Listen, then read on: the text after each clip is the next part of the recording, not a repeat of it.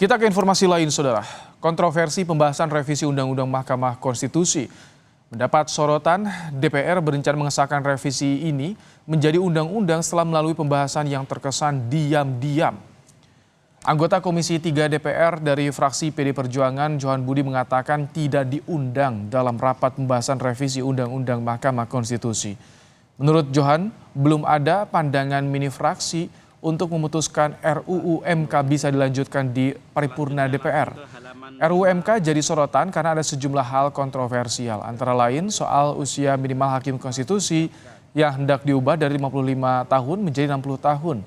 Saat ini ada 3 hakim yang usianya di bawah 60 tahun, yaitu Guntur Hamzah, Saldi Isra, dan Daniel Yusmik.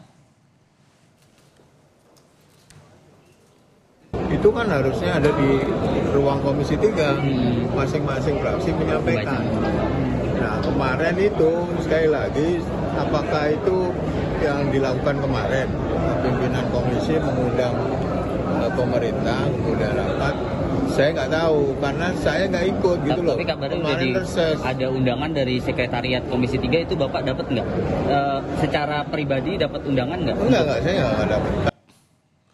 Sementara Wakil Ketua DPR dari fraksi Gerindra Sufmi Dasko mengatakan pembahasan revisi Undang-Undang MK yang terjadi di masa reses sudah melalui izin pimpinan. Dasko juga menyebut bahwa keputusan soal revisi Undang-Undang MK yang diambil oleh pemerintah dan DPR saat ini sudah bisa dilanjutkan ke sidang paripurna.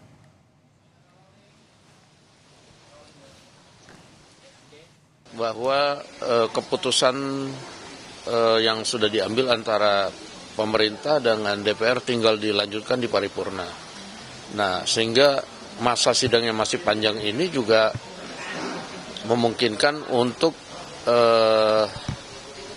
komisi terkait juga kembali berkoordinasi dengan pemerintah. Nah, sehingga apakah di sekarang atau di masa sidang nanti kita tunggu aja hasilnya. Tapi kan ini pembahasannya dilakukan di masa reses gitu ya. Nah, apakah sudah izin dulu ke pimpinannya atau bagaimana itu maksudnya?